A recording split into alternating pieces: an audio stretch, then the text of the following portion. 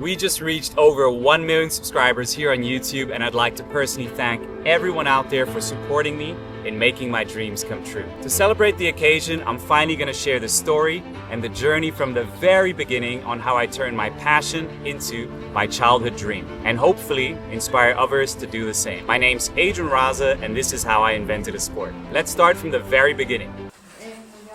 Wait, maybe not that early. It's 2007, Valdie, France. I go to the beach with my cousin. He brings this very tiny looking wooden board. It was too small to be a surfboard, and a weird looking bodyboard. You throw the board, you run after, you jump on, and you slide. After a couple of minutes, I started to figure it out a little bit, and when I got my first slide, I was intrigued. The spark didn't happen until I got back home. I got on YouTube and I searched skimboarding. What I saw was incredible. They were sliding into giant waves, surfing the waves back to shore, and then there were the flatland guys making DIY ramps, basically skateboarding on water. I turned to my mom and I told her, "Mom, I want to be like these guys one day." The very next Christmas, I got my first skimboard. It wasn't the best skimboard, but I loved it. After I figured out how to slide and do a couple of tricks, I figured the board is kind of holding me back. I saved all my money and I bought a brand new carbon fiber skimboard. This board was a rocket. I could slide into waves a little bit, I could do some tricks. I met a group of skimboarders in the Netherlands and they took me under their wing. And they really acted like mentors in the early days. They showed me how to do tricks, but more importantly, they showed me the mentality, how it's not taken too seriously. It's competitive, but everyone's kind of like friends in a community. I started doing local competition. I would attend wave skim competitions, flatland competitions, and I was getting better.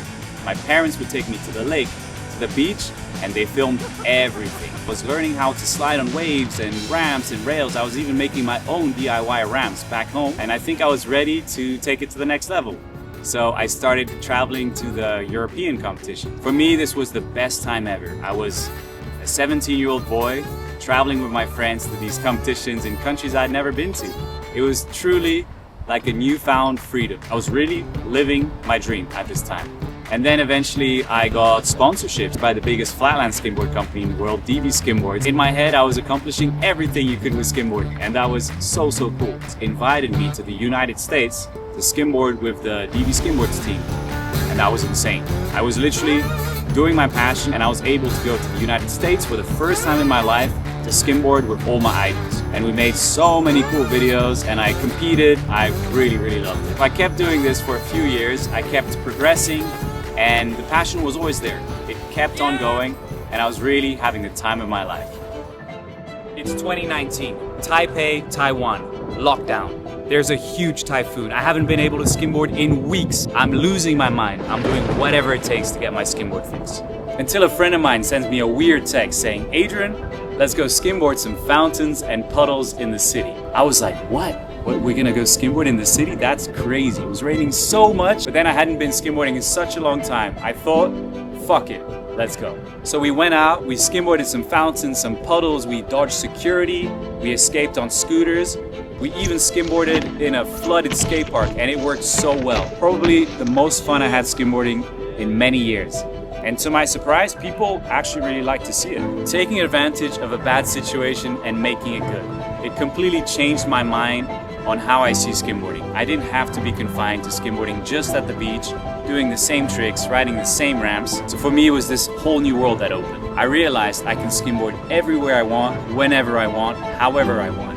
And skimboarding everywhere is what I did. Sometimes I went too far, too nasty, too big, too crazy, but I loved it. So I went back to the Netherlands, and there I was locked in. I found a friend of mine, Tom, who was willing to take me everywhere around the country to skimboard everything we could find. We literally, and I'm not even kidding, we skimmed pretty much every skimmable fountain in the country, and there's like 50 of them. We even at one point got in contact with the architecture company that makes these fountains, and they would personally send me the new fountains they built. I was, at this point, making my living from skimboarding. So I started doing more and more really cool partnerships. I did a documentary with the Olympics, I did a series with Red Bull, and I think there were a few key moments that really changed everything. So the first time I crossed the canal, I was driving with my friend. I looked at it and I told my friend, "I bet you I can slide across that canal with my skimboard." So I took out my skimboard from the car, I ran from one side of the canal, I jumped on my board and tried to slide to the other side. And after a couple tries, I actually made it to the other side. And the video went crazy viral, picked up by so many news channels, it was shared everywhere. This goes to show that something maybe unexpected can actually change your life. Bordeaux, the biggest water fountain in the world. So I knew this place was really good for skimboarding, but after I went for the first time, when skimboarding there wasn't actually legal. But then the city saw it and they realized like, wow, this is really, really cool. So they had a board meeting and they actually realized like, skimboarding here is such a cool thing. It's good for tourism. So they actually made skimboarding legal. So that was like the first step to bring urban skimboarding into something real that is recognized by cities and governments. So that was a super, super important step. Salar de Uyuni, Bolivia.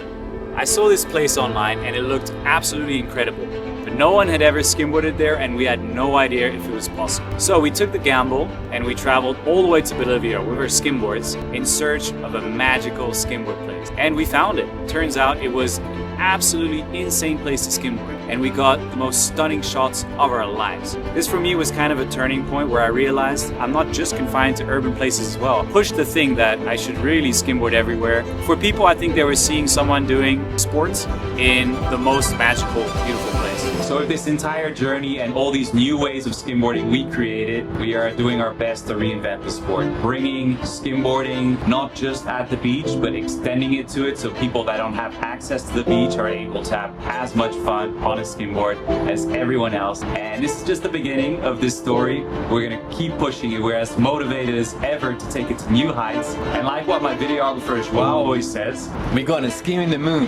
And that only started as a joke, but since I met Adrian, we've been doing so many crazy stuff with skimboarding that I honestly think one day we're gonna skim in the moon. So thank you all for watching. We really appreciate it to bring skimboarding to new heights, to new levels. And thank you so much. We're out. Today we will be skimboarding.